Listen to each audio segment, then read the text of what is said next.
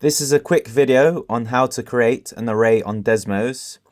Usually, for a two-dimensional array, you write xy for x is 0 to some integer, y is 0 to some integer.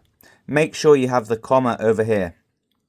Now, an example would be L is equal to xy for x is 0 to 2, y is 0 to 2. Now, this is going to produce the array L here to the left. Now, notice the direction that the app is going to read these numbers.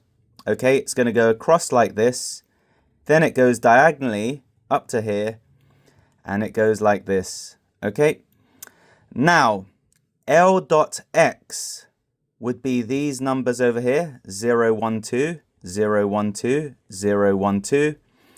L.y would be 0, 0, 0, 1, 1, 1, 2, 2, 2. And like I said, this over here produces this array L over here.